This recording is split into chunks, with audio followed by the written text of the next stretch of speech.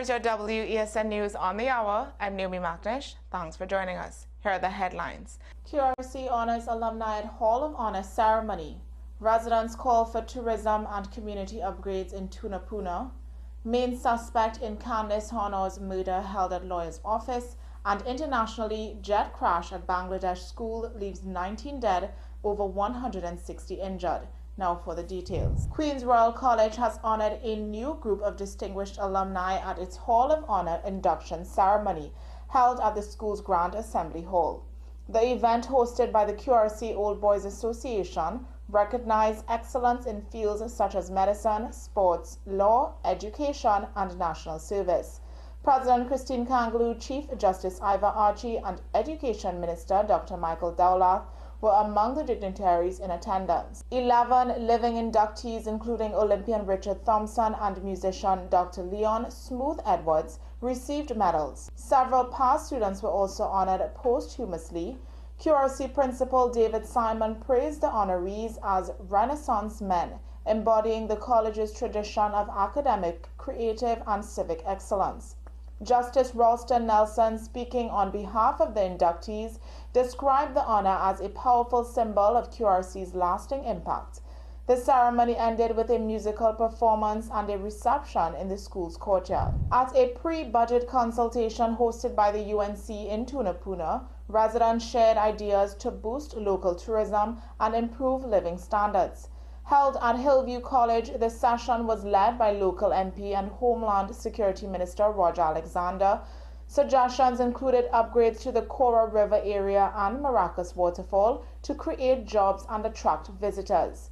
Others called for a new community center, a multi-purpose sporting facility, and greater support for the arts and tourism sectors. Animal welfare, youth employment, noise pollution, food prices, and delays in employing TNT-trained doctors were also raised. Alexander promised that all ideas would be compiled and presented to the Prime Minister ahead of the national budget. The main suspect in the murder of aspiring nurse Candace Honor was arrested in Sangre Grande, allegedly hiding out in his attorney's office. Police found the 28-year-old man and his attorney at the office on July 20th. Both were taken into custody, with the lawyer expected to face charges for harboring a fugitive. Honor's dismembered body was found in a suitcase dumped in a pond in Valencia on July 17th. She had been missing since July 11th. Relatives said she was in an abusive relationship, and her sister urged women to leave toxic partners. Hunters Search and Rescue founder Valence Rambarat described the discovery as one of the most disturbing his team had ever seen. Police say DNA testing is pending, but both authorities and the family believe the remains are honored. Internationally, at least 19 people, including children, were killed and more than 160 injured after a Bangladeshi Air Force jet crashed into a school in Dhaka. The F-7 training aircraft slammed into Milestone School and College in Uttara shortly after takeoff, triggering a massive blaze. Authorities say the pilot, Flight Lieutenant MD Tokir Islam, attempted to steer the plane away from the crowded areas but was killed in the crash. Eyewitnesses described seeing the jet hit the building and erupt into flames. More than 50 people, including students, suffered burns and were rushed to the hospital. Emergency crews continue rescue operations amid charred debris as an investigation has been launched. Bangladesh's interim leader Mohammed Yunus expressed sorrow, ordered full support for victims, and declared Tuesday a national day of mourning. Well, that's News to the Hour on WESN. I'm Naomi Macnish. Thanks for watching.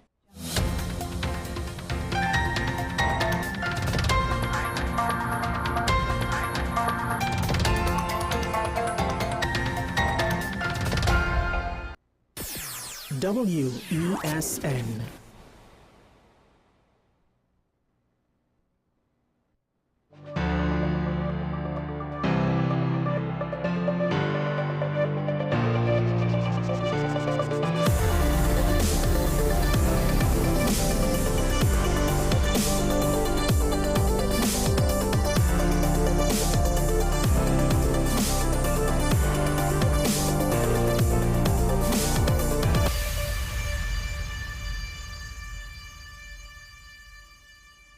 Back on Mr. Style, show Michael Small here. This is Talking Point on WESN, content capital.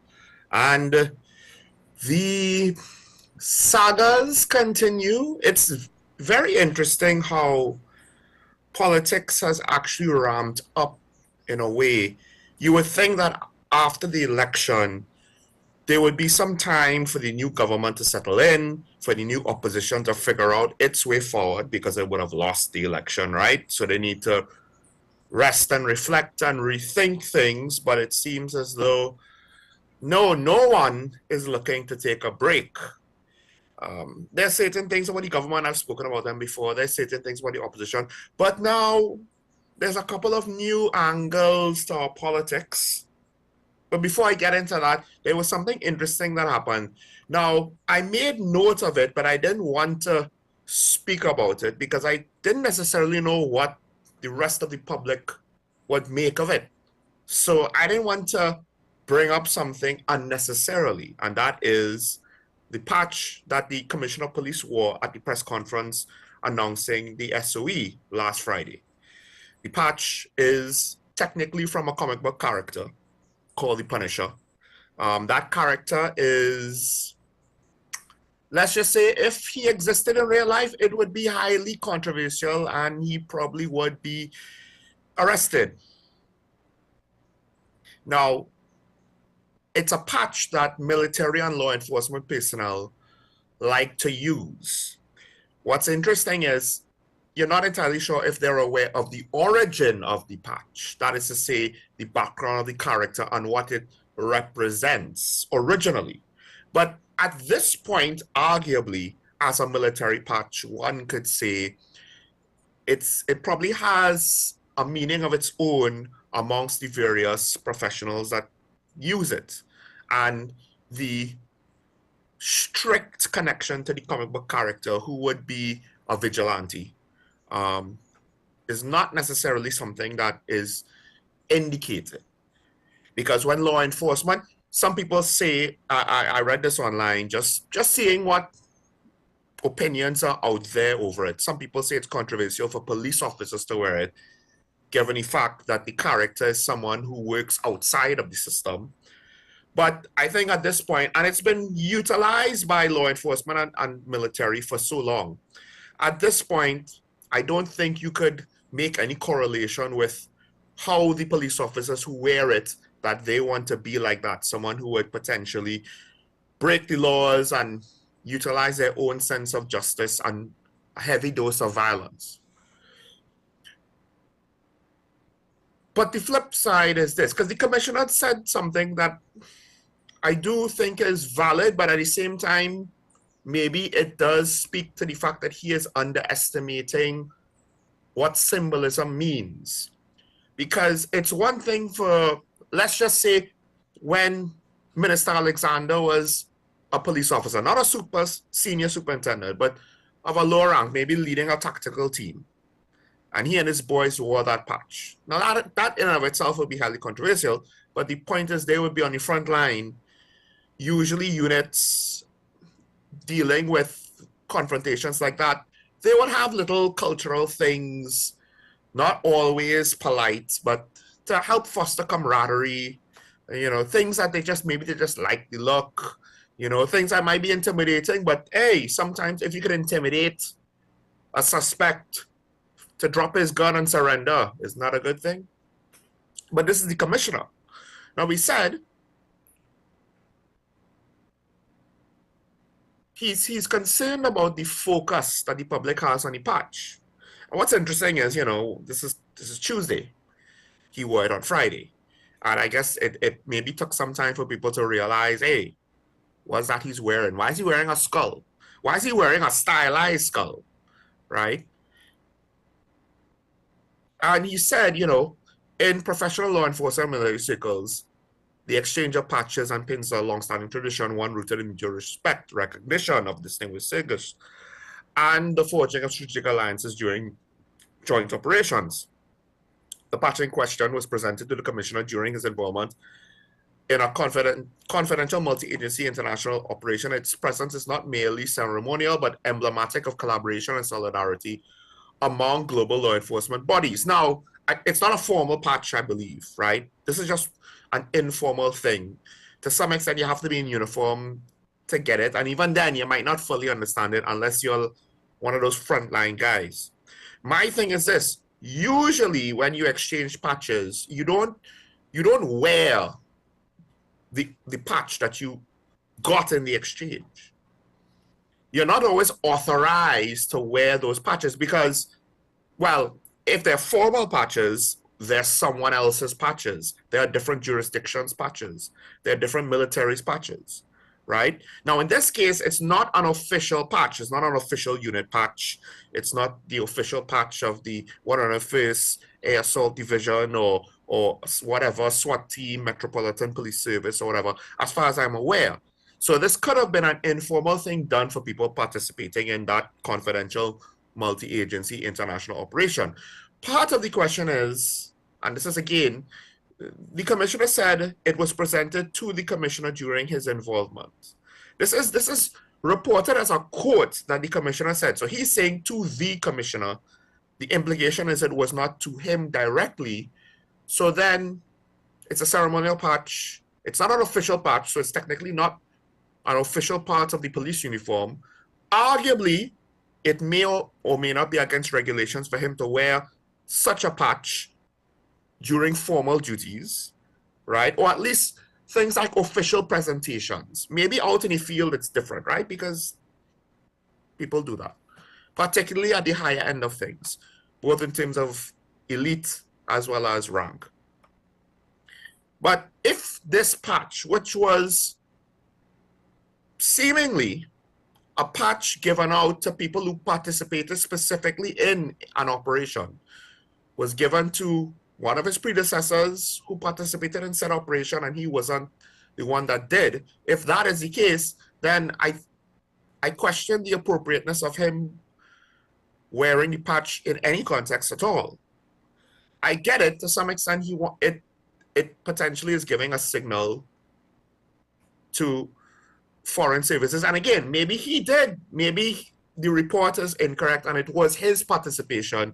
He was given the patch, and to some extent, he wants to show, hey, I still remember our multi-agency international task force. I still identify with that and the principles and ideals with that. Maybe that's what that represents.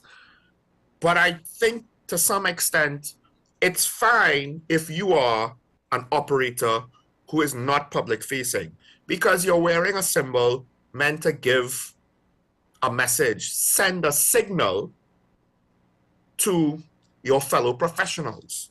And you're not necessarily in front of the public that much. Yes, maybe the camera might pan on you, but you know what? You're not the main guy. Now you're the main guy. Things are a little bit different. And I'm not saying that you can't wear it, but I don't know if the commissioner fully understood. Because by him saying why look, here's a quote. It's both unfortunate and misleading that a symbolic token of law enforcement cooperation has been distorted to fuel unwarranted controversy. Now, first of all, let me just caution him. The Punisher skull could mean more than just law enforcement cooperation. You know, Tier 1 elite units of American military units utilize it. It could be an indicator of the willingness to be aggressive, to say the least. Right? But I will take what he says at face value. That's why this specific patch was given out. Fine.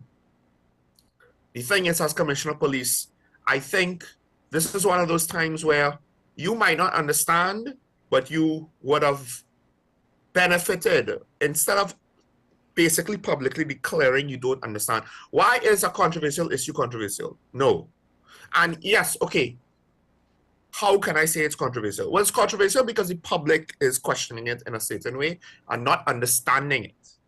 And as the main police officer, everything you do will be under scrutiny. And it doesn't matter if you think it's unfair. That is the reality. That is the reality that most politicians don't seem to understand. That's the reality that many members of the opposition don't seem to understand. Certain ministers don't seem to understand. And then now, when they face public backlash and they are highly defensive, it betrays the fact that they don't seem to understand. Now, in this case, thankfully, you have not gone that far, right? And yes, again, I understand the commissioner saying we should be focused on the critical issues of what's going on with the SOE, of suppressing crime, of the operations, of community engagement, of referring institutions, right? And he's calling this a distraction. But unfortunately, you're sending out a symbol during an SOE where rights are suppressed that could be interpreted that you want a shoot first, ask questions policy later. That's one of the potential meanings of that actual symbol, regardless of why the patch was made and who it was given to and the context of how it was given. Because while I did say the meanings of these patches might not be associated with their origin, to the public who don't know exactly where it came from, it's not like you offered it up to us up front. There are a lot of people in the public who know what that symbol technically means because they know the origin. And for a law enforcement officer to wear it with no context provided is something of a controversial situation. And I'm not saying that he was necessarily, it's so wrong of him to wear it, but he should, to some extent, have a little bit more awareness in that, hey, why are people making an issue out of this? Maybe I should look into it rather than trying to dismiss it and exposing the fact that there's an aspect of wearing this patch and of this job that I fully don't understand. Because I get it, we're under a state of emergency, you have other priorities, and to some extent, I actually appreciate that you're thinking about the actual work and not about the optics. Unfortunately, if you wanted your career to be a quiet professional only about the work and you wanted to disregard the optics, the flip side to that is maybe you should not have applied to be commissioner of police, because you can't get away from that.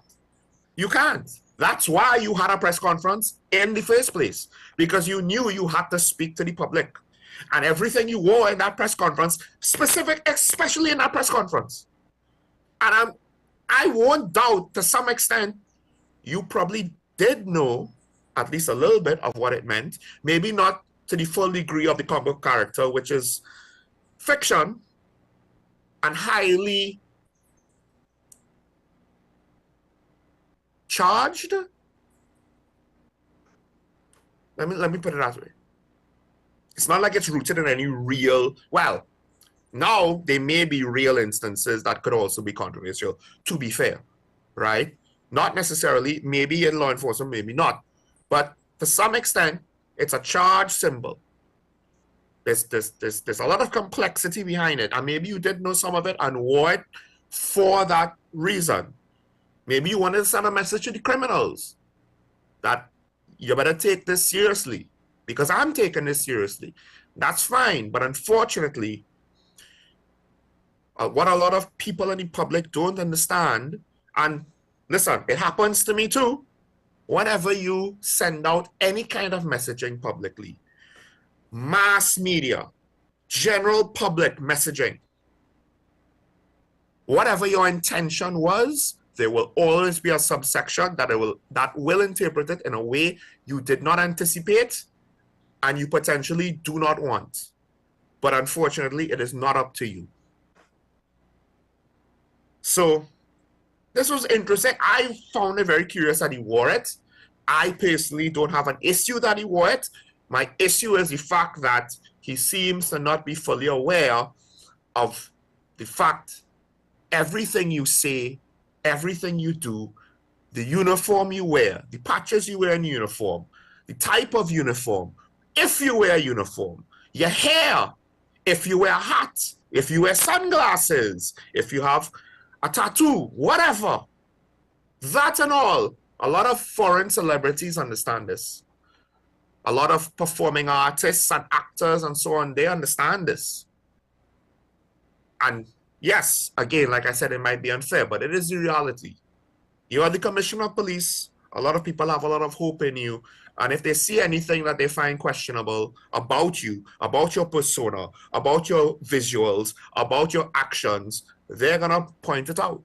They're going to make it a deal. So now, here comes the real crux of the matter. You're concerned that it's being a distraction. Well, there's a reason why a lot of officials tend to be uncontroversial, because they don't want to end up causing a distraction. So the commissioner, by his words, is interpreting it as people taking up too much headspace and brain power, being distracted with this thing. But you should really look at it the other way. It is you, the commissioner, wearing a thing that is causing a distraction. A couple other things to get through I just wanted to mention. First of all, speaking about the police, a good outcome from a kidnapping of a woman, I apologize if I say the name wrong, Janki Sati Karim, was recovered by police. One suspect was killed, and I believe either one or two suspects were arrested. One of the news reports has the commissioner of police, I believe, praising the participation or the help from the public.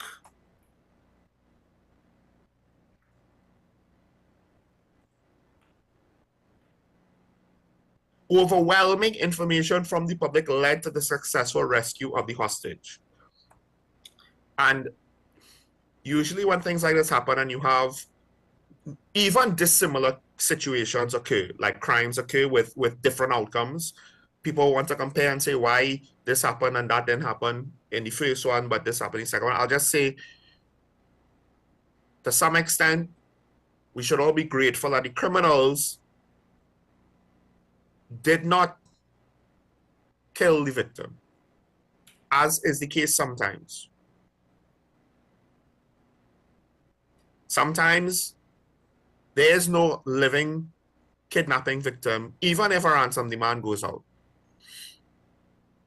Because some criminals make that determination, don't have a witness.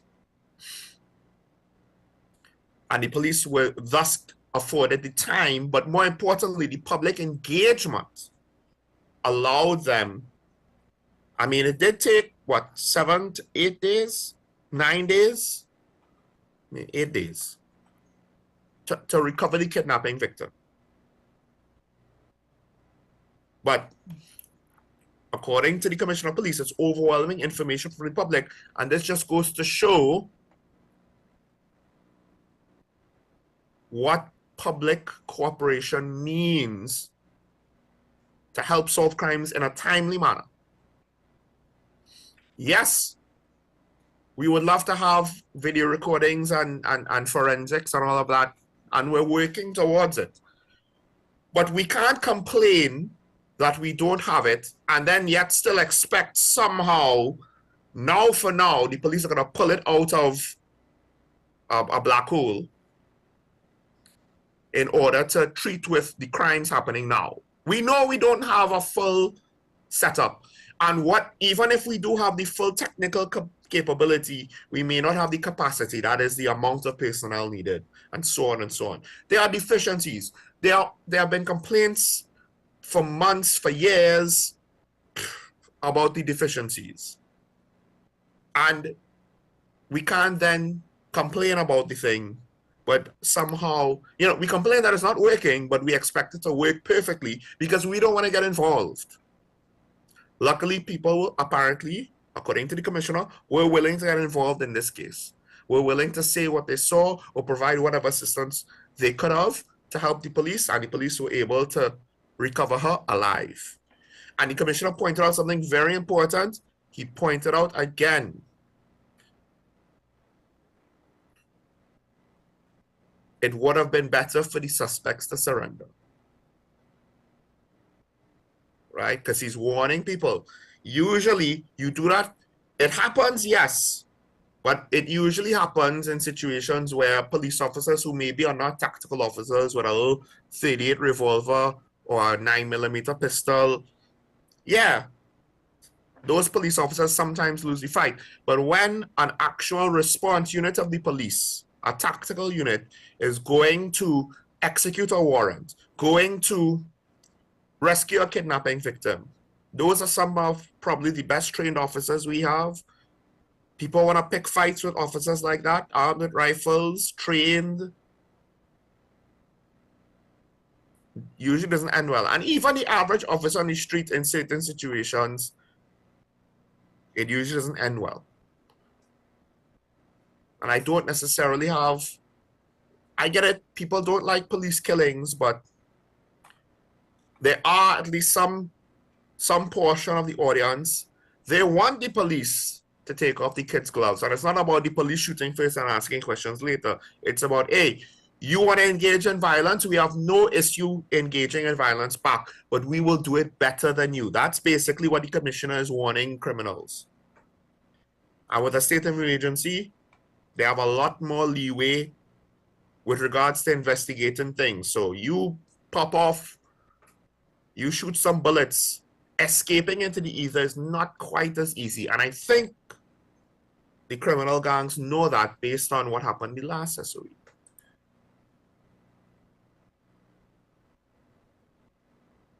All right, let's take a break. When we come back, we'll move on to a couple of the stories here. Of course, we have to get into some of the more SOE commentary, as, you know, it's highly political. It's very interesting that it's highly political, but we'll get into that and more. Stay tuned. This is Talking About WSN. We'll be right back after this.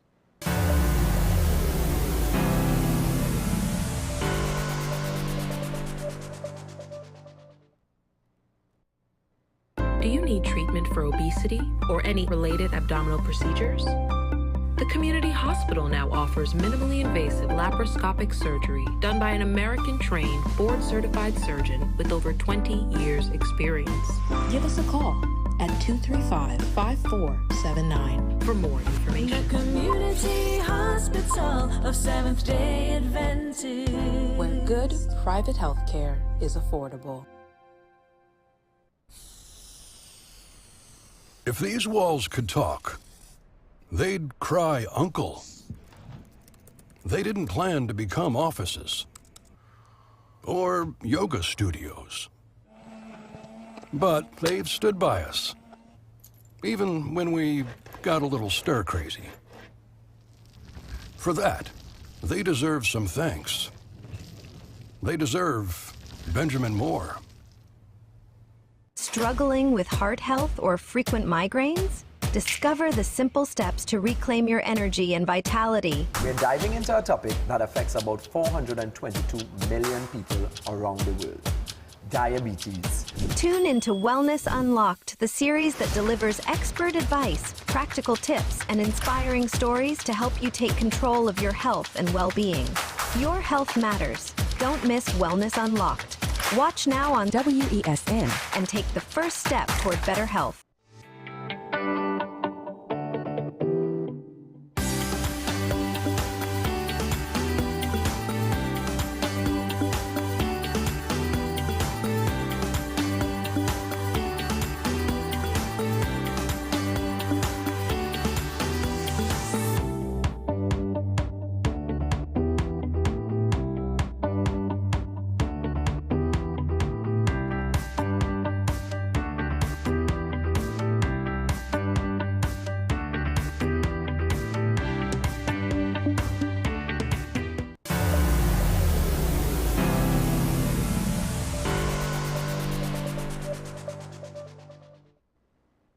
Welcome back to Talking About WSND Content Capital. Show Michael Small here. This is Talking Point. Not going into the review just yet. A couple of quick SOE topics I want to get through first. So, first things first, it has been a tribunal declared. The headline, I don't know to what extent, the headline is a little bit misleading because the headline, at least of one of the articles, says CJRT heads 3-member tribunal, but then it goes on to actually report that the legal notice has Attorney at Law David Alexander named the chairman of the tribunal with 2 other attorneys. So Doesn't seem to be that the CJ is on it. I don't know why the headline says that he is heading it. It does go on to say that the guidelines for the tribunal has not been technically formally set out. So it then went on to describe what the guidelines were for the previous state of emergency.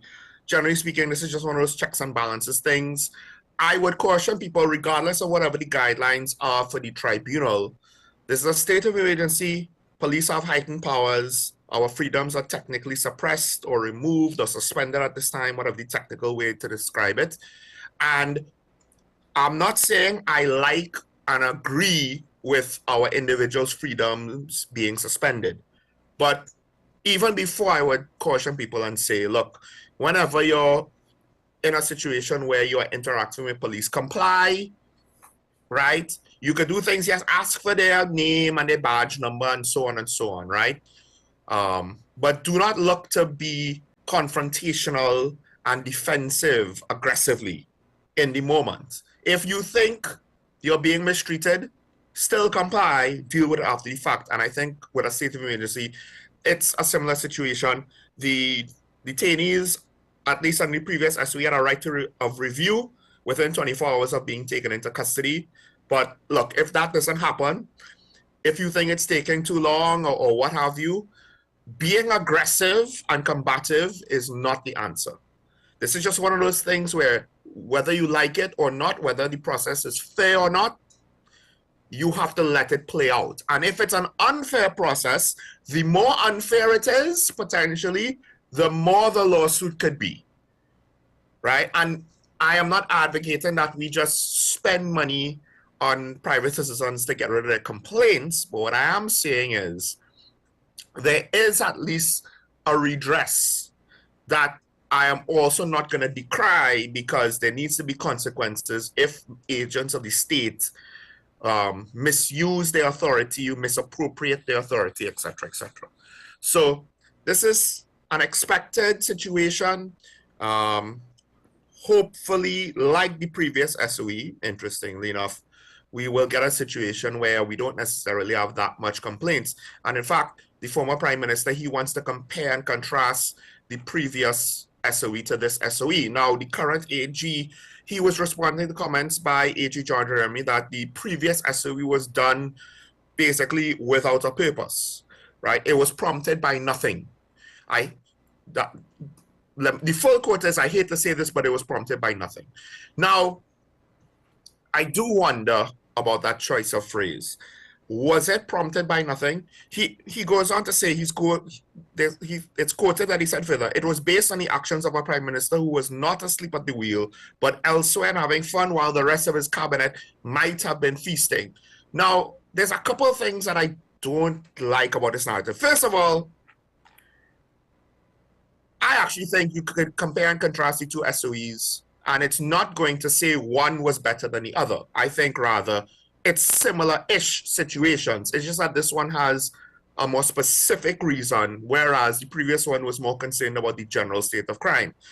And by discounting that, you kind of indirectly insult the police officers who participated in that SOE and the work that they did. And ironically, as much as the concerns was that it would suppress crime but not solve crime in the long term, at least so far, it seemingly has done a lot.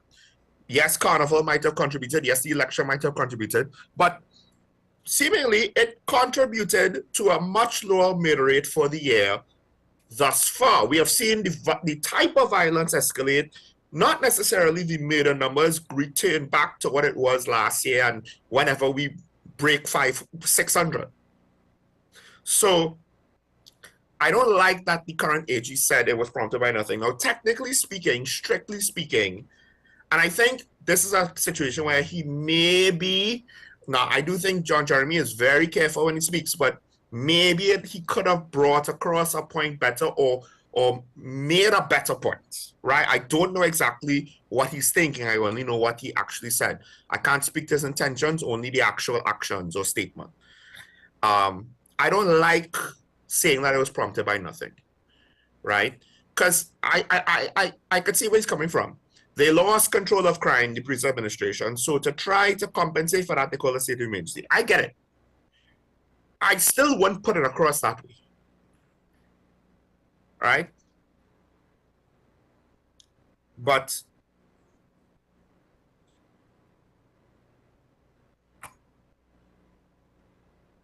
I'm not going to necessarily, like, the state of emergencies, I'll say this also. I don't think it's a good look anyone that criticized the previous state of emergency, but support this one. They're not exactly the same, but they're not so dissimilar that you can make a clear distinction. Oh, well, that is so different than this one. Because to some extent, I think both of them speak to the same thing, the deficiencies in the criminal legislation and police regulations and procedures and the criminal justice system. Because arguably, you should not have needed a state of emergency to deal with the murder rate, but that's what we did. Arguably, you should not need a state of emergency to deal with a conspiracy that you already have intelligence of. And you already know at least some of the sources of the organization and leadership of this conspiracy. So, we now are in a situation where, is it quite dissimilar? Because I think the root reason to have an SOE, and maybe this is not the intentions of the police commissioner, or maybe it is, I don't know. But that's how I view it, that we have deficiencies in the criminal justice system, and these deficiencies, they're not going to be just solved by police being better. There are systemic deficiencies, and whenever we have anything serious to deal with, state of emergency. That's what it looks like right now. Now, the business community has come out. This is a somewhat old article, but I wanted to point out it because there's one part about it that I find interesting. Because when you have a state of emergency, the concern is how we go look to the international community, to foreign visitors, to foreign investment. One stakeholder, a member of the TTMA, or the president, Dale Parson, he said, this is a good thing. I don't think this is going to deter investors. In fact, I think this is going to have a reverse effect. People are going to see this as a proactive step to deal with a problem before it comes. And the reason why I actually think that that's a reasonable take is, to some extent, as much as there was a lot of doubt, I do think the previous state of emergency, at least one in hindsight, obviously, seeing the results so far, so maybe in another 6 months, then we'll have a better assessment of the long-term impact of the previous state of emergency at the beginning of the year. But generally speaking, so far, it did much better than I expected, to be honest. I would have thought by the end of it, we would have seen the rifles pulled out and, 60 murders a month almost immediately. But no, the murder rate more or less was kept down. So this is a good situation here. And ironically, because of that success, I think for people who are kind of looking at it from an analytical point of view might have a similar situation to the present TTMA. This is TTMA. This is, maybe it's not a bad thing because we already have the travel advisories and the warnings and everything and whatnot. And there are foreign social media people who then visit Trinidad and say, hey, it's not that bad. So we have anecdotal testimony of visitors, right? Both in the carnival, but outside the carnival, after the carnival, when the police presence isn't quite that overbearing, right? And then on top of that, the success of the SOE, and it is tangible in that the murder rate was reduced and the reduction was maintained more or less. So, yeah. Ironically, state of emergency in Trinidad and Tobago might be crime fighting business as usual, but it might, until we fix the legislature, right? As well as, yes, to some extent, improve the police service, both technological capacity, personnel shortages, fix that deficiencies, equipment shortages, fix those deficiencies, procedural deficiencies, update and improve procedures and strategies and tactics and standard operating procedures. You know, we fix all of those things, yeah, then we won't need a state of emergency. But I think a lot of it starts with the legislature, and that means Parliament has work to do. But, you know, I mean, stand your ground laws are nice, but maybe if you kind of made the law better informed to allow police officers to collect evidence and make certain arrests and define certain crimes properly, for them to enforce the laws properly and what have you. I mean, just the marijuana laws alone are a mess. Last couple of things, the Prime Minister saying to MPs, don't party for the SOE, it's not a good look. I totally agree. I did wonder to what extent it's also, and this is something maybe they don't want out of the public air, don't party during SOE because don't make yourself any more of a target than you already are, right?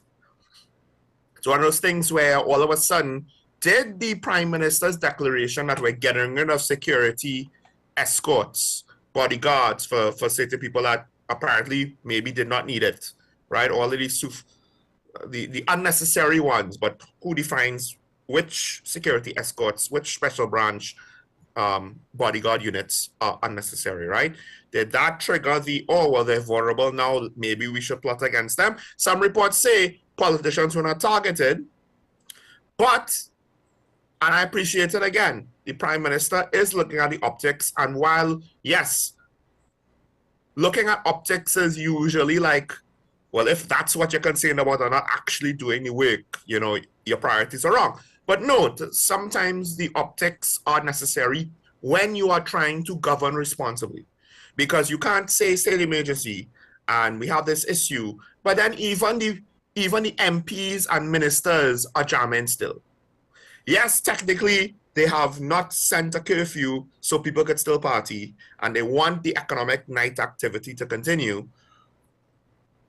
But do you want the government to be during the day saying, well, we have an emergency, so we declare a state of emergency, and at night, they're in some whatever bar, whatever party, whatever fete? Does send a bit of a mixed message. Hopefully,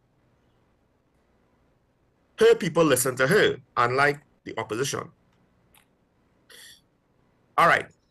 With that said, the time we have left, we do have to go to the review, because not only is there some SOE talk, but there's something interesting that happened last night, which potentially is completely unnecessary. Completely unnecessary. Why? I'll get into that now, next, with today's daily review.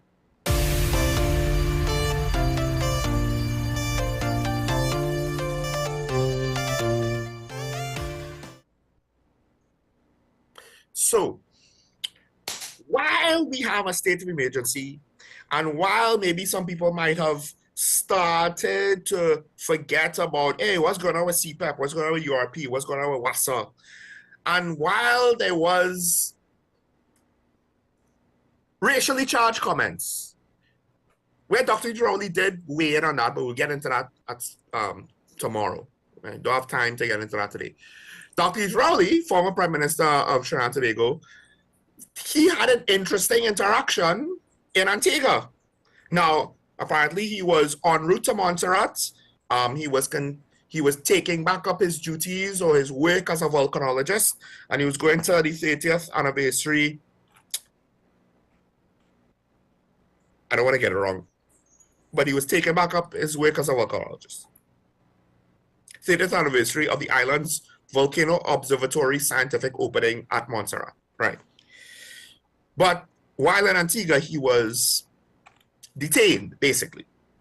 And he was eventually informed his name was placed on an Interpol watch list. Then he was informed by a supervisor that it was a case of mistaken identity.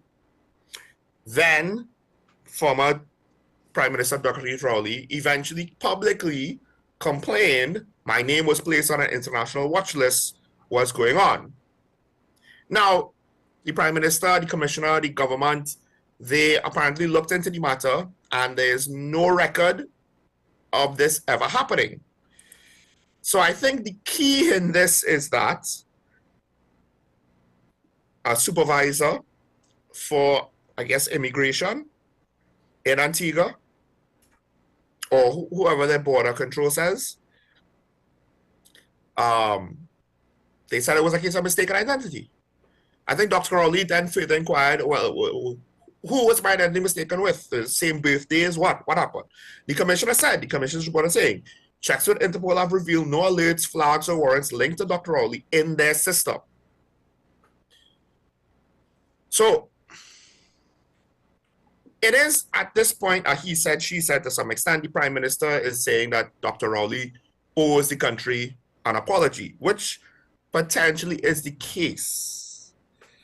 Because I do wonder if this is something where Dr. Rowley, something has happened to him, he feels victimized, therefore he's going to be defensive and assume the worst. Oh my gosh, my political opponents are out to get me. But sometimes the most obvious answer could be the truth, in that somebody in Antigua was stupid for 5 minutes, made a mistake. It was a case of mistaken identity. Now, I'm sure there's going to be at least one conspiracy theorist somewhere, whether in TNT or in the Caribbean, that's going to say, no. Antigua maybe wanted to just inconvenience him a little. Remember, Antigua still wants their money from the whole CL financial situation, right? Their end of it. It came up again in the last CARICOM heads of government meeting. But Dr. Rowley is technically not, involved with government anymore. But he was for the last 10 years, and some conspiracy theorists might say, hey, maybe they just wanted to mess with him a little. Maybe the individual that did the initial mistaken identity wanted to mess with him a little. I don't know. I mean, that would be a very dumb thing to do if that is the case. But I just find it interesting that it happened in Antigua, and there's this whole situation with Antigua looking to us to get reparations for that whole situation. And here's Dr. Rowley. Do I think it's actually connected? No, I don't. Like I said, there's probably going to be at least one conspiracy theorist somewhere in the country that's going to want to make that connection. I don't think it's the case. I think, again, it's not political persecution, and it's not anything to do with that reparation thing. I think it's literally just somebody fell asleep at the wheel, to borrow a phrase from A.G. John Jeremy, and didn't realize that Dr. Keith Rowley was not the person that they were looking for. And essentially sparked off an international incident, potentially. This is a former prime minister, right? And I believe it's reported he has a diplomatic passport.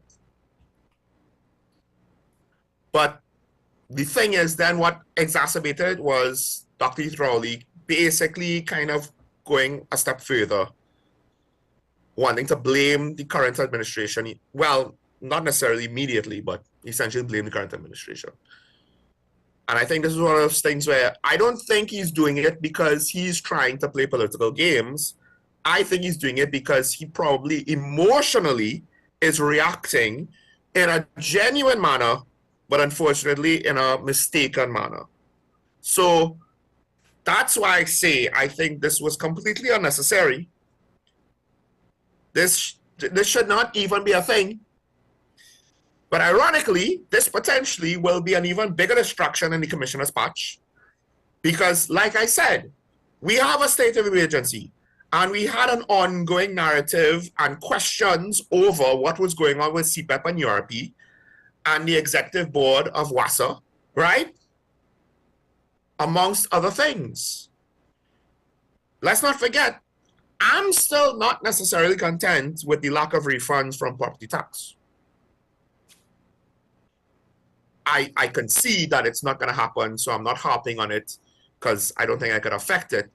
But there are other things that I'm not necessarily liking. That's a minor one because, hey, you're acknowledging there's no money there, but yet now all of these promises of expenditure on the other side of the equation they don't seem to add up. And then, of course, there's all the controversial use of language by certain politicians on both sides of the aisle. And we've reached the point, it's taken, let's see, the election was in April. So May, June, July, we're at the end of July, we're near the end of the third month, and we have returned back to a spot that I wish we never would be in, that the controversial news is hitting us in quick succession to the point where we're going to start to forget controversial topics that are not resolved before we get a resolution, and it's going to leave the news cycle, it's going to leave the public consciousness, and eventually politicians are going to pick up on the fact that, look, we don't actually have to solve everything. We could just ignore it until it goes away. Because that's to some extent what the PNM started to do. It was like, oh my gosh, we can't actually fix everything that they want us to fix. So let's just ignore stuff and, you know, wait for it to go away. The problem was, of course, it builds up. And then at some point, everybody is going to have that one thing that they're like, how could they ignore this? And then you get the election that you get. Speaking about the important stuff, back to the state of emergency. To me, the critical issue. Oh, and the Prime Minister is saying that the country deserves an apology from Dr. Rowley. I will agree with that. I'm not saying it's going to be some great apology. The Prime Minister didn't do some great sin. But I will agree that there should be some kind of apology. Now, back to the SOE. One of the things that came out of the initial public statement from the police service is the weakness that we had in prison service, and some of the callers called in about this already, but I just wanted to point this out again. Broad brush accusations in the wake of state emergency, stressing the vast majority of prison officers serve with integrity and should not be unfairly maligned. This is coming from the Prison Officers Association president, Gerard Gordon. Or at least it's the association. Now, the prison service, and I said this yesterday with ASP Arun, it's not too dissimilar to the general public. If you're in a community and you are either one, intimidated and into not speaking out against crime, and you're intimidated to working with the criminal element because they're extorting you or what have you, that's bad enough. But then there are also those that want to opt into these situations, that want the money, that want the profit, that want whatever they could get from the criminal activity. They want their piece too, and they're willing to compromise themselves for it. You see that in communities, and the prison service is no different. And the catch is, you need the people to speak out against it. You need the community to band together to speak out against it, to not be divided. And you need the community to understand those who want to engage in criminal activities put the rest of us at risk. Because then they'll inform on the criminals. Hey, who talking to the police? Who doing this? And it's the same thing in the prison service. And to what extent the prison service is unwilling or unable to clean up its own act. And listen, maybe the problem is insurmountable, right? There's no easy solution. There's no good solution. There's no practical solution. Fine. Well, the issue then is, quite simply, you cannot continue as you are. And drastic change would need to happen if there is no solution to the problem as is. And I think to some extent the problem that I have is usually the protective services will be in a situation, and maybe other government institutions, right? Well, we have a problem, but we don't want to actually change to solve the problem. That's how it comes across. You know, don't blame us. there's a minority. Well, yes, but the problem is the service allows a minority to get away with, dare I say, murder.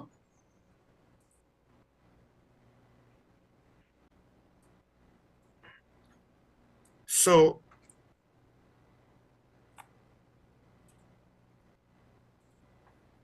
the question is, to what extent does the prison service actually want to fix itself? Because if it doesn't, I would argue it needs to be under greater scrutiny, and maybe significant changes need to happen in prison service, including potential turnover amongst its membership and its leadership. And if they're unwilling, and if they just want to continue as business as usual, but this is a weakness in our criminal justice system that has gone to the point where it is untenable now. Because at least with the police service, you could say, whatever is going wrong there are still people who are able to work hard and do their best to fight crime. But in prison service, it seems as though the inmates are running the asylum. Because there were attacks against prison service officers and a deputy commissioner have already taken place. And the irony is, this SOE in part is potentially put in place to protect some of these people who seemingly just want to put their heads in the sand, collect their check, and turn a blind eye. That's what it looks like. And in the case of the prison service, I have a hard time accepting for the prison service that the vast majority serve with integrity and should not be unfairly maligned. Because the implication is you're serving with integrity, but given the fact that cell phones and firearms get into maximum security prisons unabated. Integrity, yes. Competence? Where's the competence then?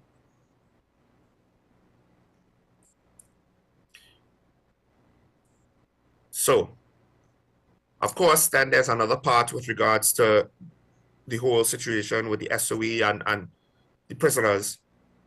The question about their relocation essentially brings up a debate about rights.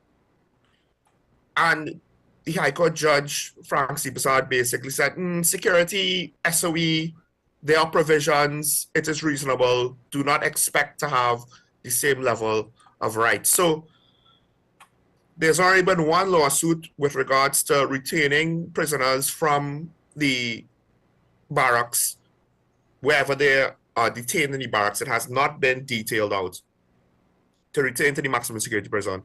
And that has basically failed. I think there was potentially another legal lawsuit over the prisoner transfer. But I think what Justice Frank C. Prasad said more or less answers any legal question to me. He already said the court is resolute in its view that this application is completely devoid of merit by an application of the test of proportionality, right? The rights of one individual can never outweigh the rights of society at large in circumstances where serious national security concerns have arisen, which may or may not involve the applicant, and those concerns are not even 24 hours old when he ruled on this initial case. It could never be, in this court's view, proportional for lawyers to contend that they are being deprived of an opportunity to speak with their clients. It may well be that even the very charges, if they are to be charges, have not yet been considered. They have not yet been crystallized because there is a state of investigative process which are being enacted or pursued. Again, not even 24 hours old. The situation is fresh.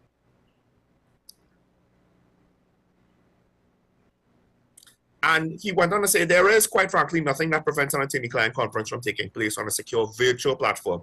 Now, part of it was access to the individuals who were removed. Physically, the lawyers were never granted access. And to some extent, as was admitted by ASP Arun yesterday,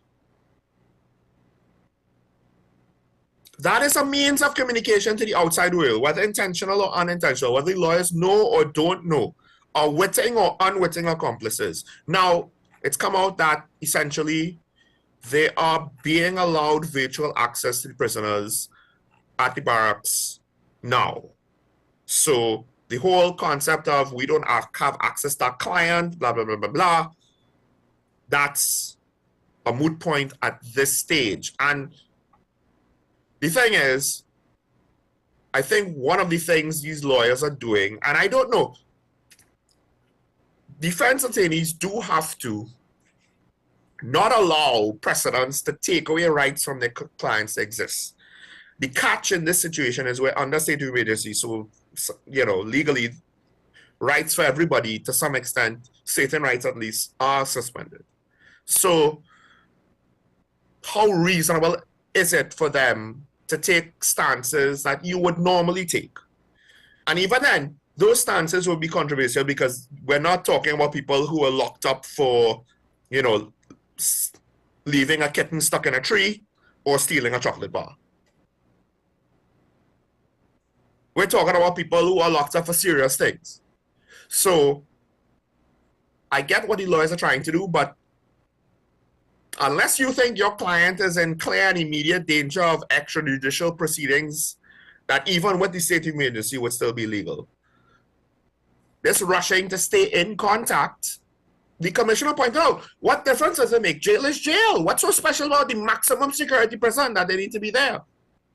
Unless you have some evidence that you're going to be tortured in a military detention facility or mistreated in a way not covered by the SOE in a military detention facility, what are you complaining about? Why are you so quick to run back home to the maximum security prison, apparently? And this might not be fair, and I am not a lawyer, but the court of public opinion might start to look at these lawyers funny depending on, again, it's their job to push back against anything that would take away from the rights of their clients, because once precedent kind of makes things harder and harder, and it snowballs in a bad direction for the rest of us. But this is not just targeted violations of individual rights and freedoms. This is an SOE, and these men are under suspicion of participating in a potential criminal plot. So, and this is a fresh situation. This is not a, oh, well, 6 months ago there was a plot and we're investigating you now kind of story. And we've been ongoing this investigation for months and you haven't been in contact with your client for months. We're talking about a couple of days. The situation was fresh, and arguably part of the reason why you didn't have contact with your clients is they were now setting up the new detention facilities and the procedures for that, and how contact may or may not be allowed, and determining all of that, because this is not the norm. They're going outside of the norm, having to set up something brand new, figure out something brand new, the process of it. And I get it, defense attorneys do what defense attorneys do, but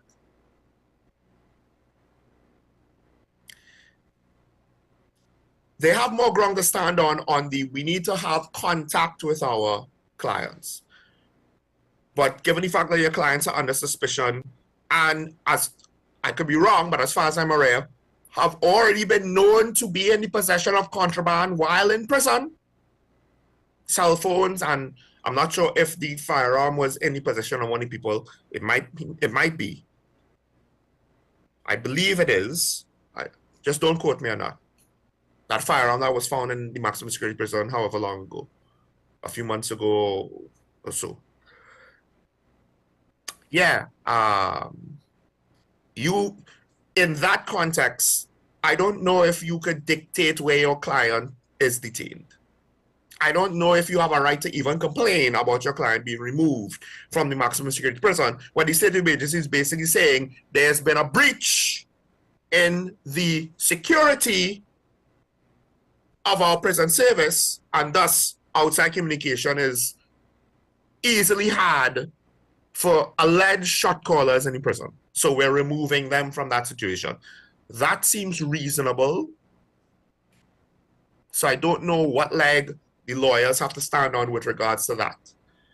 and the urgency apparently they have of their clients returning to the maximum security prison, it begs the question, is that basically indirectly revealing that the government did break the communication link, the communication chain that either went from these individuals or through these individuals? And that's a problem for whoever might be involved in whatever the intelligence, the police picked up on, right? That's a problem for them. So they need them back in the maximum security prison to get back in communication with whoever they were communicating with. Because in the maximum security prison, they potentially have prison officers on the take, or have prison officers that they have extorted and threatened. And they have other prisoners, other channels of communication, other means to get messages out. I don't need to tell my lawyer. I could tell another inmate. He tells his family member or lawyer to pass on this letter that may or may not be filtered or scrutinized as much as the prisoner in question, whose involvement in the situation is suspected. But now, a lot of potential communication avenues have been cut off just by removing them. The commissioner specifically did that, and the lawyers are protesting against it. Why? Optically, it's not a good look. It's not a good look.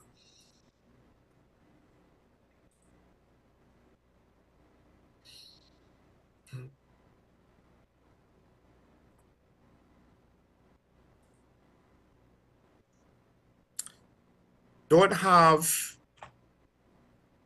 too much more time, so we'll open up the phone lines now. I wonder if we should take a break. Let's open up the phone lines. Want to hear from you, the viewer. I know one of the things with this whole SOE talk is I do wonder if the public has reached the point where they're kind of over it, which is kind of strange to say. It literally now started. But we're under a second SOE, so we kind of got used to it already, if that makes sense. And for the most part, it's not affecting us. There was a not a roadblock, but police were pulling cars to inspect on the highway yesterday when I was going to the airport. It didn't really add that much time. It wasn't that disruptive to traffic. Yeah, it caused a slowdown for about 10-15 minutes. But essentially, you know, I think we got to Piarco from Port of Spain in about 40 to 50 minutes. It didn't bother me for the most part. And I do wonder if to some extent we're kind of taking it for granted, Joe Public, that, hey, there's nothing going wrong here, so we're fine, we're cool. Now, we do have a comment. So while we have a moment, we're looking at going it pretty long. Interpol, it's about the whole Interpol story with the Prime Minister. Issues notices when a request complies with its constitutional rules, ensuring legality, data protection, alignment with international human rights. So this is all the criteria with regards to getting a name on a watch list, I believe, right? So one of the interesting parts here is at the bottom of this first part of the comment, data protection. Interpol ensures that personal data is handled responsibly and in accordance with its rules. Now, to what extent did that come into play with the former Prime Minister's situation in Antigua, right? And let's move on to the next part.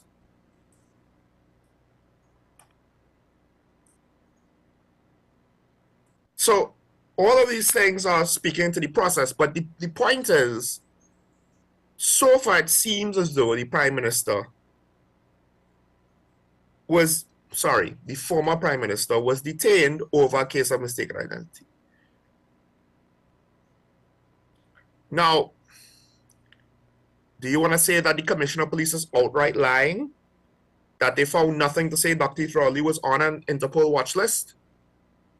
So, to some extent, like, I appreciate the comment giving us this information, but it potentially does not apply in this case if he actually was never on a watch list to begin with. I don't know if there's another part of the situation that is implied or maybe rumored. But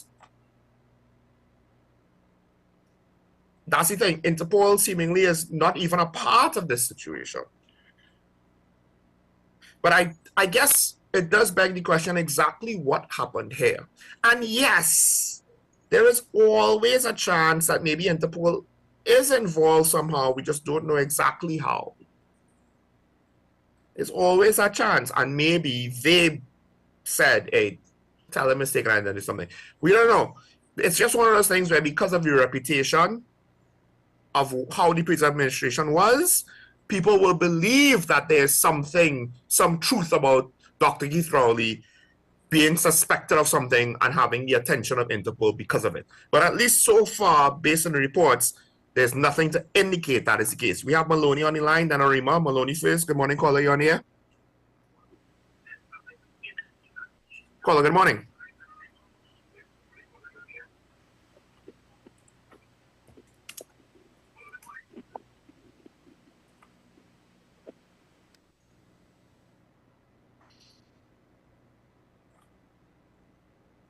Make a gun law and 20% of the crime going on. Why shouldn't I have a gun law? Is the one thing very serious crime. Yes. Paula, could you say that again? Everybody making gun law. Why should I make a gun law? Why? Why Trinidad hasn't made a gun law? 20% of the crime going down. Why Trinidad make a gun law?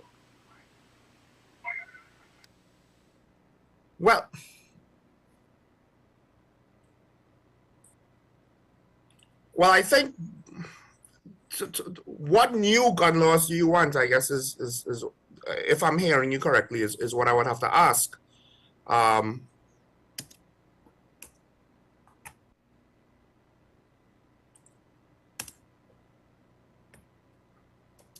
Is that all, caller? All right, we have a Reem on the line. Good morning, caller. You're on here. Hello, good morning. Morning, morning. No, I have some quick pointers here for you, right? Mm-hmm. First one is with borders. You have narcotics, arms and ammunition, people, exotic and wild animals coming on we shores without any kind of control. I feel if it ain't no guns, the less guns that have coming in Trinidad and Tobago, the less murders we're going to have. The second thing, maintaining these Coast Guard vessels and the number of Coast Guard officers we have. Wasn't it the same UNC government who rejected the OPVs? That is one. Two, with regard to the SOE,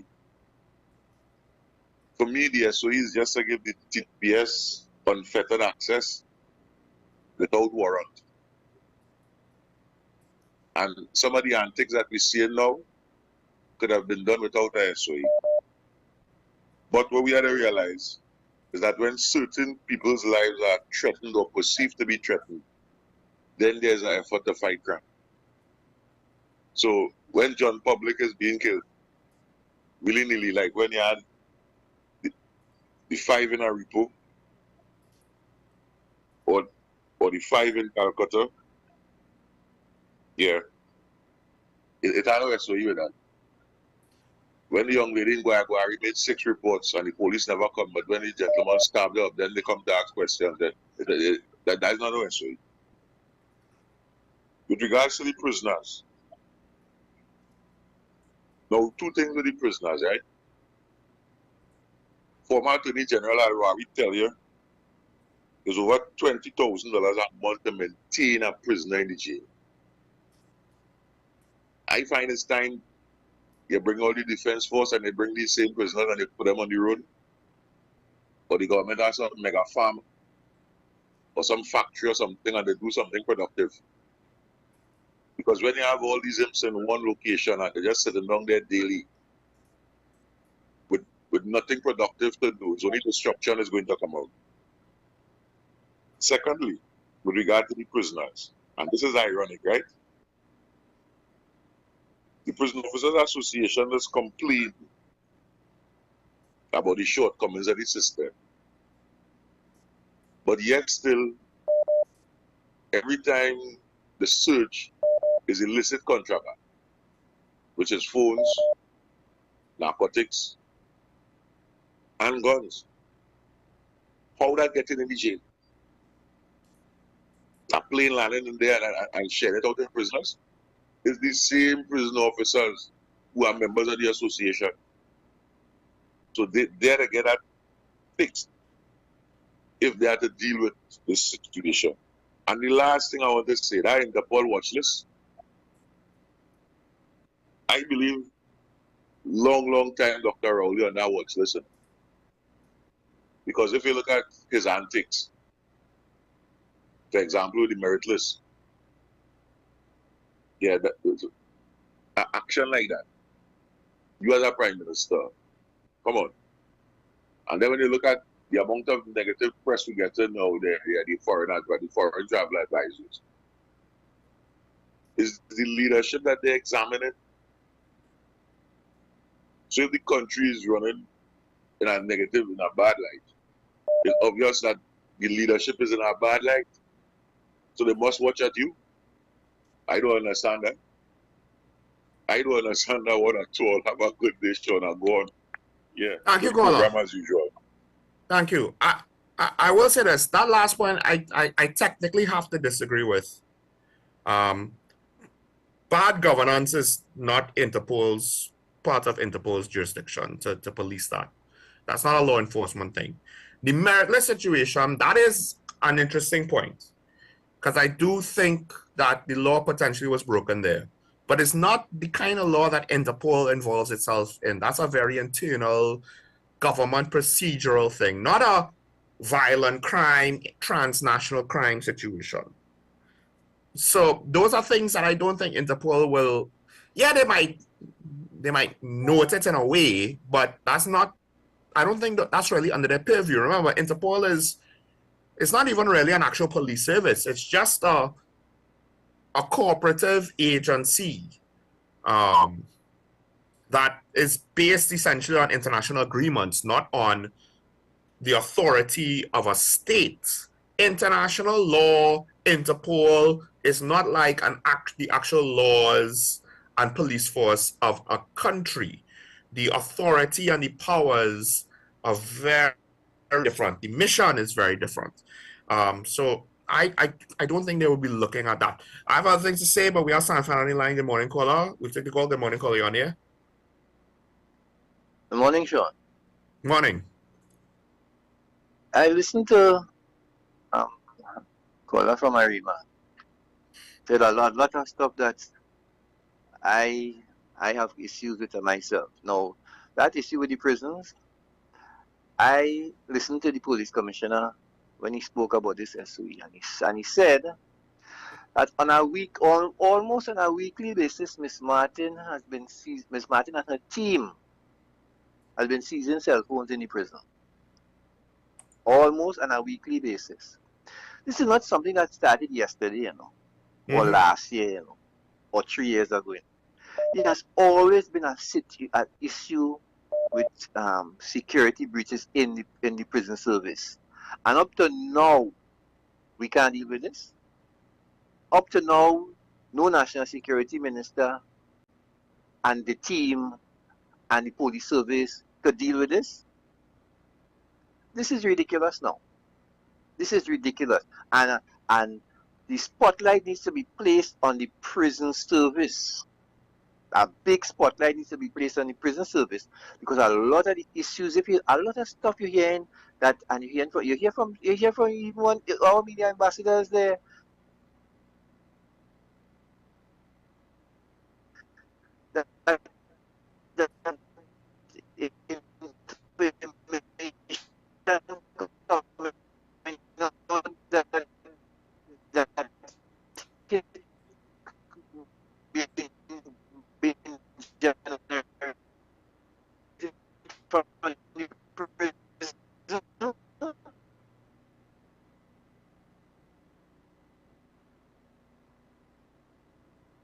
big spotlight has to be put in the police commissioner does not have to come and say that he's on our watch list. He doesn't have to say that. And let me tell you why it is unnerving for Dr. Rowley. Since 2007, 2008, Sean, after the Cricket World Cup, right? You remember we had a Cricket World Cup in the Caribbean. After that Cricket World Cup, on my travel, I am a regular traveler. And I came into the country, the Trinidad and Tobago, and I was held up by immigration. And it started to happen every time I travel, which was every month, almost. It happened to me in other islands, it happened to me in Panama. And I keep saying, why it is that they have to hold me up every time. They pull me aside, they hold in, they check in. Let me tell you what happened, Sean. Eventually, I was told this probably 2016, 17, somewhere around there. I was told this because I knew somebody in immigration, a friend of one of my younger friends had a friend who I met, and I came, and that day that person was at the desk there. So I went, I got called, and I went to that person. And when I went to that person, I asked, why it is every time I am being stopped by immigration? And he said, I want you to look at the screen, and he turned the screen slightly. There was, when he scanned my passport, the picture comes up and there's an X on the screen. And he has to call to get clearance.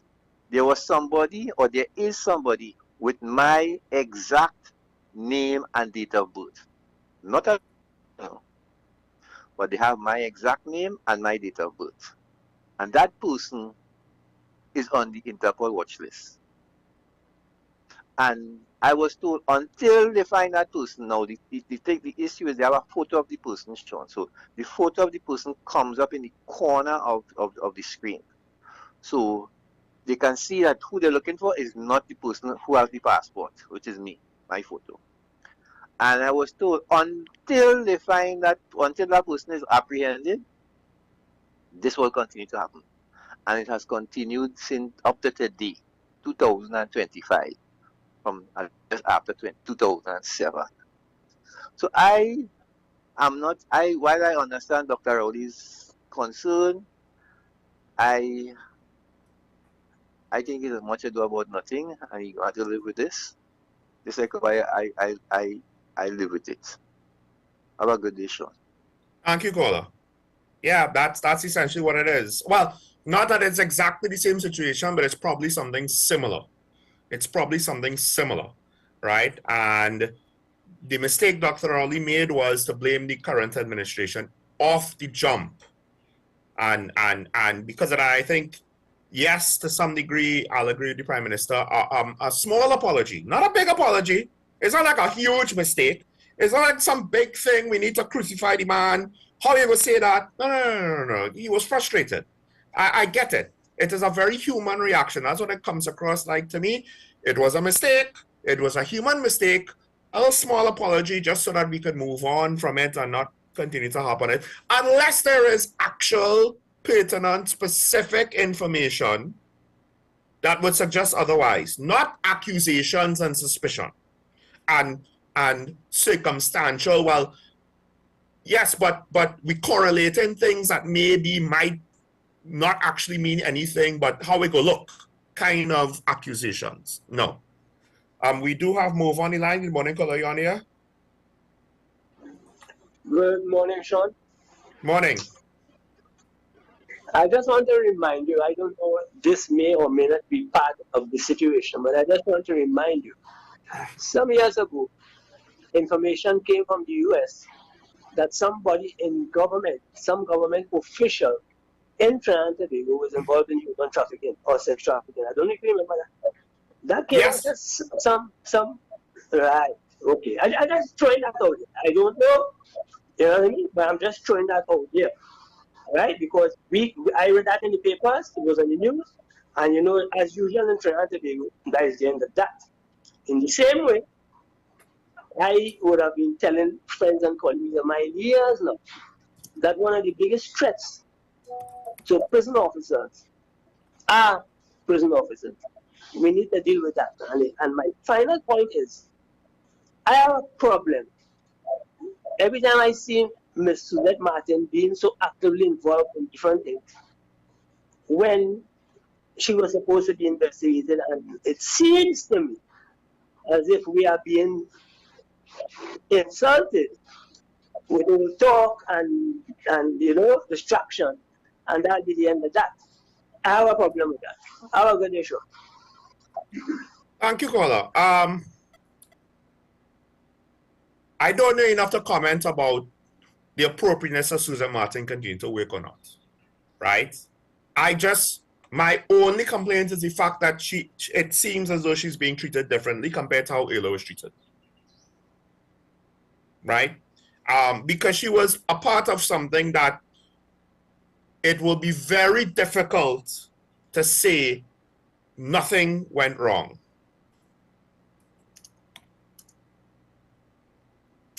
Now,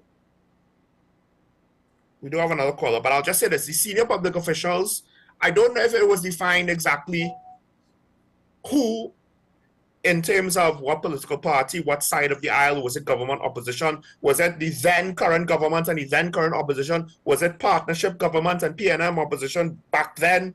Was it public servants, police officers, members of the ministries, state board appointees, right? I don't know if it spelled it out. I will say this, that whole thing about senior public officials being involved in human trafficking, I believe it's human trafficking. That's one of the things that I look to. And when we look at the current Commissioner Guerrero and his experience in intelligence and cooperating and working with foreign agencies, I think all of that is tied together. I suspect essentially entities like the DEA and ATF and the US Embassy are like, hey, you all need to stop totally messing around when it comes to your law enforcement. Because we ain't trust some of these people and a lot of nonsense is going on. And if you want these travel advisories to stop, you all need to buck up. And we get what we get. I think the current commissioner's appointment was in a direct response to what the international organizations and law enforcement agencies and governments, what their opinion is of us. It was a direct response to try to reverse that situation. We have Arima on the line. Caller, good morning. Good morning. Morning. I send the question to ask you, right?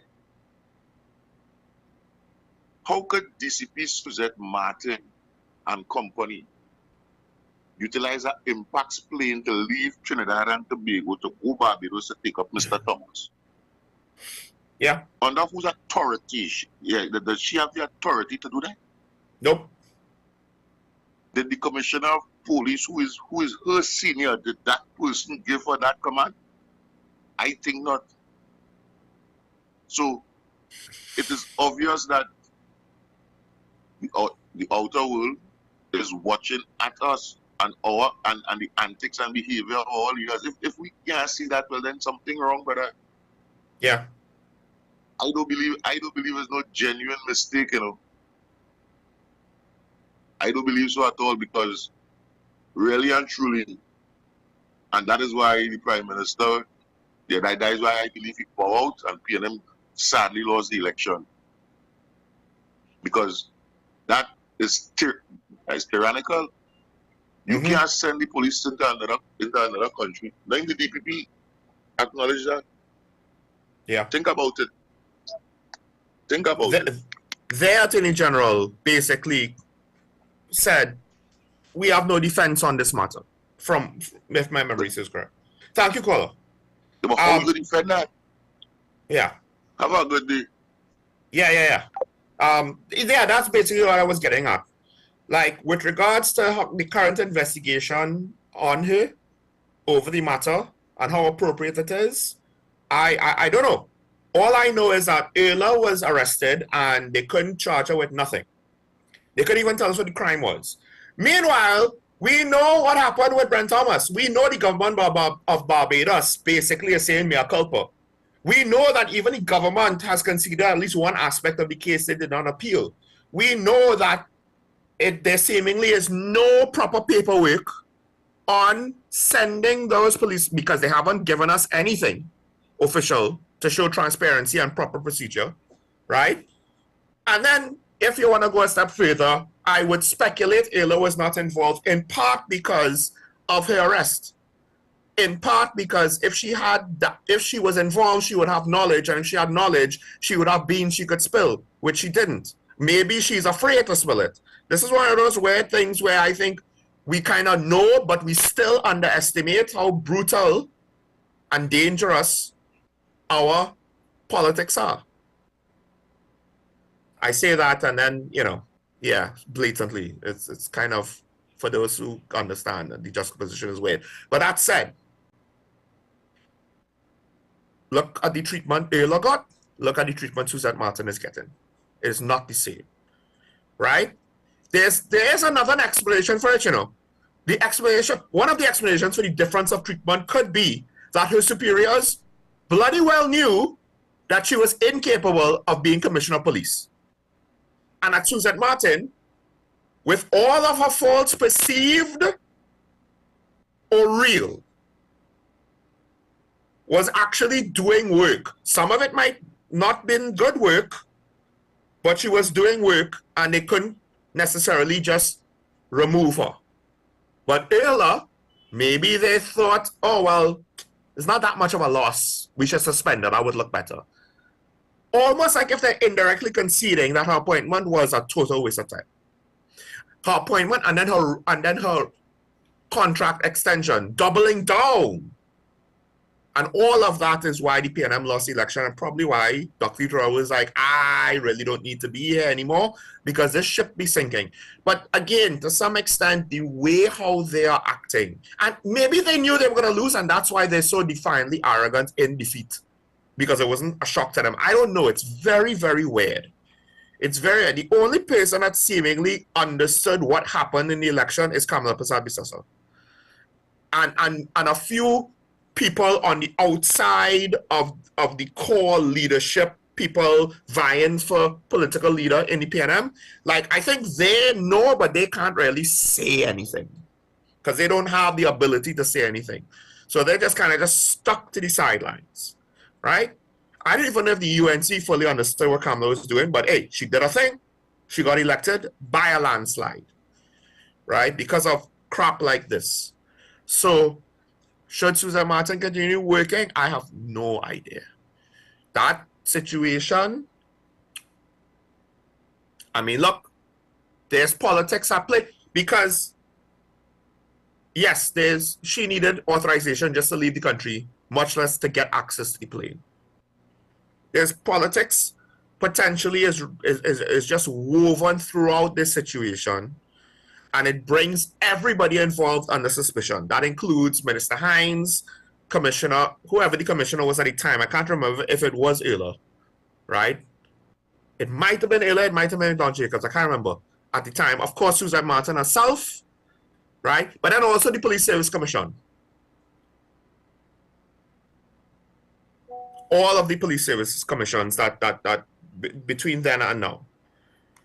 I think San Fernando is back. We'll take the call. This is the last call. I still have to just respond to a couple of the points the callers have made, and then we'll wrap up the show. Good morning, caller. You on here?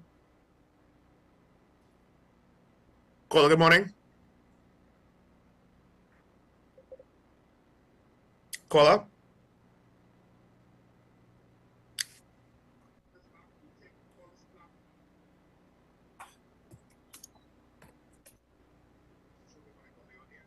Hello, hello.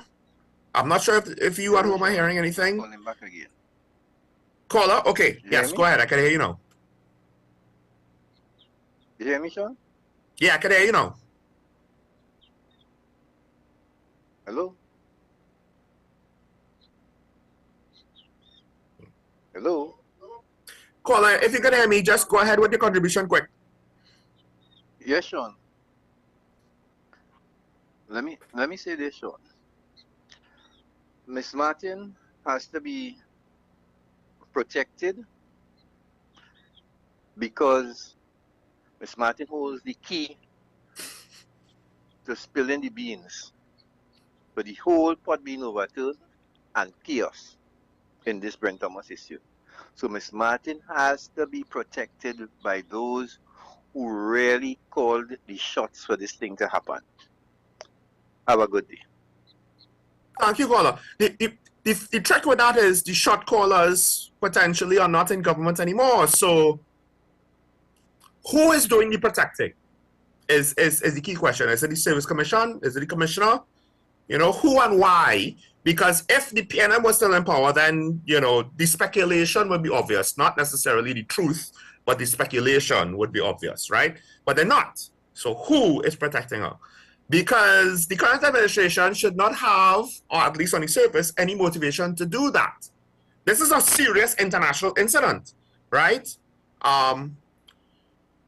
But it's a complex one. So not everything is just automatically part of the conspiracy. And I'll just say, like, Brent Thomas not wanting to give another statement because of the appeal with regards to his thing that was going on from even before. So it's complex, but I'll say this. The current police executive outside of Susan Martin, the current Service Commission, and the current government needs to be careful they don't mismanage the situation and end up taking some of the blame for the lack of acceptable outcome in the end, which is very possible, particularly given the track record of politicians in this country. Now, a couple of things to say. First of all, I don't think we could really do much. Most gun crime in this country is with illegal guns, not with legal guns. So gun laws, they're already illegal. Basically, they're already illegal. Unless people start pulling out sniper rifles, which would not be quite the same thing as automatic rifles, they're already illegal, right? And to some extent, even pistols, which you could be authorized to use, there are illegal pistols being used in crimes, not legal. Just because they're not restricted weapons don't make them automatically legal. So more gun laws probably won't make a difference. How you structure the existing laws could modify the existing laws to maybe be more effective, but I think it's more to do about our porous borders, certain deficiencies in criminal justice, etc., etc. Now, yes, the SOE was to give the TDPS unfettered access without warrants. That's your point. Because I suspect the process to get warrants is, let's just say, not working properly. Right? Basically. The current SOE being there only because we only do things like the SOE when certain people's lives are threatened. Well, to some extent, AG John Jeremy kind of said his statement on the previous SOE kind of goes against what you're saying. The previous SOE, potentially there was no threat to the politicians themselves or to senior government officials or to senior law enforcement officials. It was just about the fact that crime was out of control. So they wanted to try to suppress crime and hopefully, and maybe to some extent they were successful, resetting the situation to a much more manageable and reduced and stable level. So I don't want to say just because certain people were threatened, because the last SOE, the implication is that wasn't the case. I don't know if I like the idea about using prisoners and chain gangs to do work. I understand it. I don't know if I like it. It may provide opportunities for prisoners to escape because, hey, there was just an article about the prison escape in Port of Spain. So, yeah. But, yeah, the Prison Officers Association, this is the extent of, dare I say, the hypocrisy. When it came out that people wanted the prison service to be investigated, they didn't defend their members. They said, don't investigate the rank and file alone, investigate the senior leadership too. And that's a heavy, heavy implication to put on the entire service. But one that I think is reasonable. And then when you combine that with this state of emergency situation, as what the caller was saying earlier, something is very wrong with the prison service. Very, very wrong. It might be the protective service with the most corruption And that's saying something, because there are other protective services with a significant, if not a large amount of corruption. But this might be the worst off. And yes, some of it is because the prison officers are being extorted and threatened and what have you. But we're literally, it's seemingly we're doing nothing about it. And finding the phones after the fact is not really helping the situation. That's not doing anything about it. That's just ignoring the problem and going through the motions. That's really what that is. So that's more or less it. Canceling the OPVs, I think, is more complex than just saying the UNT undermined national security, but to some degree that did happen. That was the result. And we got what we got. And now, potentially, this is one of those things. This is a what if that we'll never truly know the answer. What if Patrick Manning's national security apparatus that he wanted to install in its totality that Karen has described on the show more than once, what if it was implemented way back then in around 2010, 2011? Regardless of who was in power. What if those initiatives were enacted and fully online? The OPVs, the radar, the helicopters, the financial gambling legislation, all of that. They were all implemented as was envisioned then by that government, and not kind of the substitute things that we have now. What would our murder rate be now? What would our crime situation be like now? We don't know. One of the reasons why Mr. Manning may have been acting so arrogant and defiant and unilaterally was because maybe he knew how much corruption was there with his peers, and he needed to sideline them at times in order to cut through the corruption. But we'll never know. So then it's hard to blame the partnership fully, but I don't think they'll ever fully live down the fact that they did move on from the OPVs on a lot of the plans that Mr. Manning and his cabinet wanted to, or parts of his cabinet wanted to put in place. And that leads us to here. Second SOE in a year, and we now reached the second half of the year. One SOE every 6 months, is that what it takes? I don't know. You could tell me. We could talk about that tomorrow when we see each other. Until then, stay safe. Remember your allegiance to the Republic and to each other. Never forget it's nice to be nice. We'll see each other tomorrow. Don't worry. Bye-bye.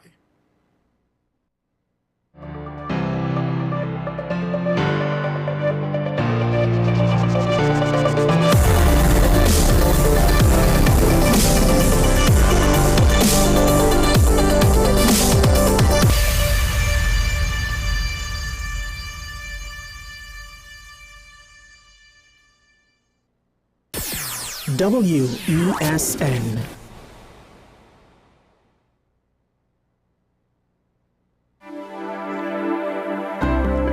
Hi, I'm Claudette, radiographer at the radiology departments at the community hospital. We offer high-quality service with state-of-the-art equipment in X-ray, ultrasound, CT, and mammogram. Come, our friendly staff awaits you. Give us a call at 235-5479. The Community Hospital of Seventh-day Adventist, where good private health care is affordable. Struggling with heart health or frequent migraines? Discover the simple steps to reclaim your energy and vitality.